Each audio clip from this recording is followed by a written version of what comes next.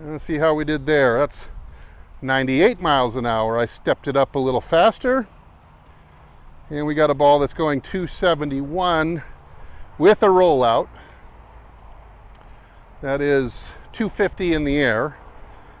So pretty good distance with the hybrid. And what I would do is I would use that swing that I had filmed and I would play it back and forth over and over in slow motion.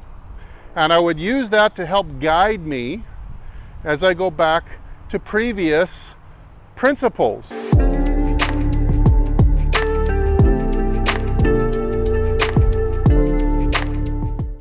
If I look at that and I say, hey, okay, cool. You know, that swing looks better than last month. It's definitely coming along. I could not hit the ball this well at this speed, and I certainly, it looks, you know, a little bit different. It guides me. I'm going to let that video, I'm going to let it guide me into how I'm going to practice after this. Even better if you can get a full swing out on the course, especially a hole that's like your nemesis or a very tight hole. A hole that's got a little bit more stress off the tee or into a green. You want to get that on video and you want to see, well, how's my improvement coming along? Have I been practicing with quality and with a purpose? I will start to see a permanent change after a few weeks. Very small at first, but I'm going to let that swing, let's say I just filmed that last one, I go back and I review it, I say, feel is not real. The ball flight was good. I certainly felt like I swung around the way I wanted to, but the video is telling me that that wasn't real. I need to practice either with more exaggeration or maybe slower so I can get the exaggeration easier, maybe just longer because my brain has not yet myelinated this new motion. Maybe it's just not coordinated, and at high speed my brain simply sends the signal down a different set of pathways to my muscles to do something different. In other words, revert to the way that is the most comfortable or the only way that I can recruit this kind of speed. High speed can only be done one way, at least high speed through the center of the ball, and that is the way that you've hit the most golf balls in your life. You've got the most myelinization that way, your old reliable way. It takes a while, both with repetition and with physical changes in the brain, changing the pathways, getting you addicted to a new pathway that causes a better swing. So time and repetitions, but use these step it up exercises.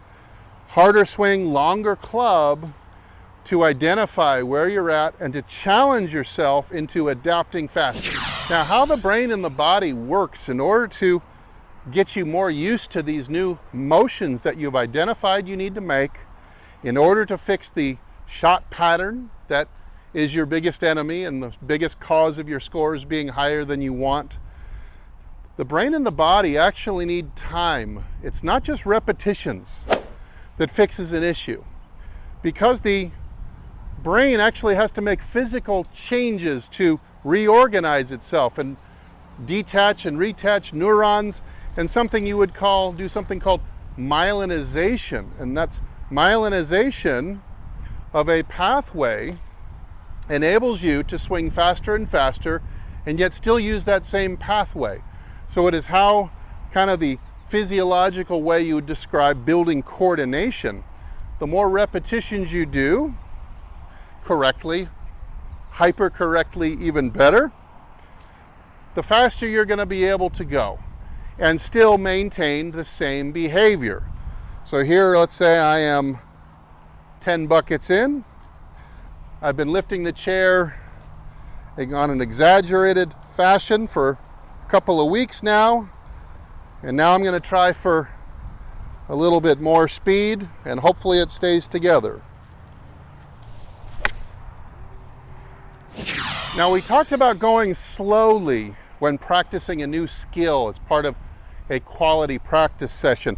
That would also go with Practicing with a club that doesn't have the expectation of distance behind it. If you're practicing with a 4-iron or a hybrid, trying to pull off a new skill, it could maybe be done, but your contact will suffer even more, as we talked about in a previous segment. However, it'll be generally easier if you go to a smaller, shorter club where you don't not trying to ever really get it way out there. So I like anything 8-iron, 9-iron pitching wedge, somewhere in that range. You won't feel like you're forced to swing hard. It's a little more forgiving.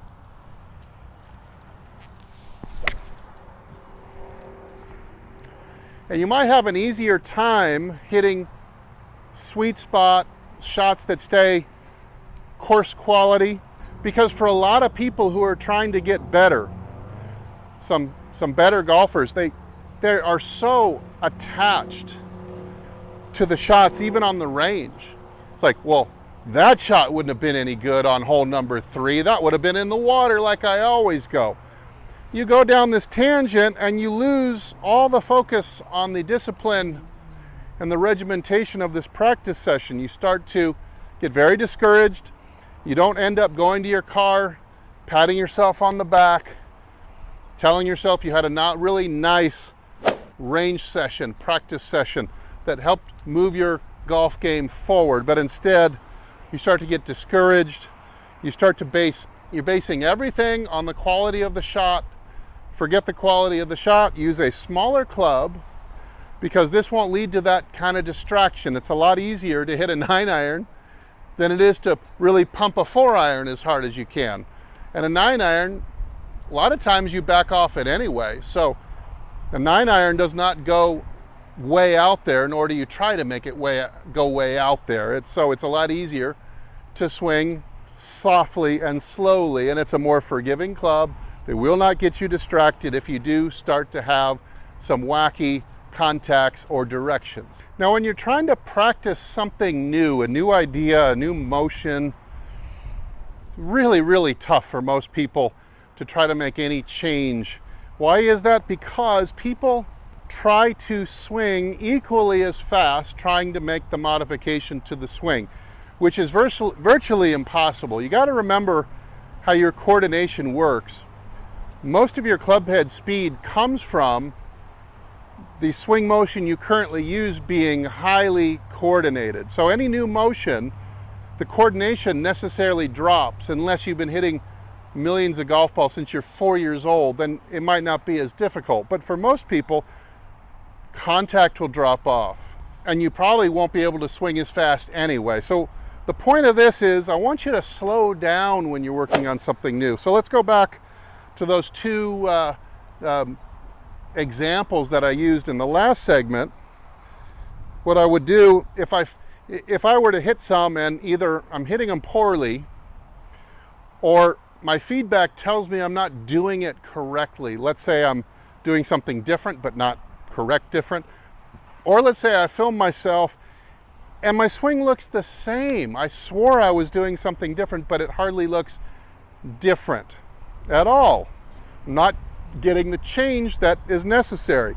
What you're going to do is you're going to slow down. How much do you need to slow down? Well, you might have to slow down all the way to hitting a golf ball 20 or 30 yards with a full swing.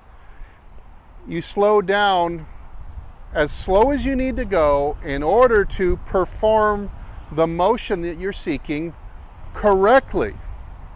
You can always speed it up later. So if I'm working on my low left exit and I'm having a hard time performing it, I keep checking it and I'm still out to the right and flipping the toe over.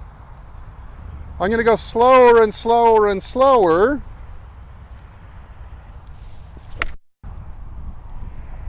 until I can either get feedback from someone watching, feedback from the flight of the ball, feedback from the divot, and see that I am now doing it ultra correct. The same thing would go back to that 5 and 5 drill I showed you just a minute ago. And let's go back to our inside out again. Go shorter than full and slower. So here's a very inside out swing. Move up to the ball quickly, pull the trigger, but slowly. There's a super inside out hook shot back to the center again. I only hit that ball about 90 yards though. So I hit the ball almost half of what I would normally hit this club. And you'll need to do the same thing too. And if that's not enough, slow it down again. You can almost get to the point where you can take a full swing. There's a full swing that went 40 yards. As I slowed it down so much through the impact zone that I can now consciously concentrate. I can consciously direct the action, consciously be aware of the motions that my skeletal muscles are making. These are voluntary contractions we're making. But when you start going too fast, number one, you're going to lose your awareness of what's really happening. It's too fast to be completely aware of, but you're also going to lose your ability to direct the action. And so you're just going to spit out the old swing that you've been making all this time. So give yourself a little bit of extra time to plan the new journey down and through the ball, or maybe back if you're working on the backswing. Slow down that segment immensely, and you'll see that you'll have a lot better luck.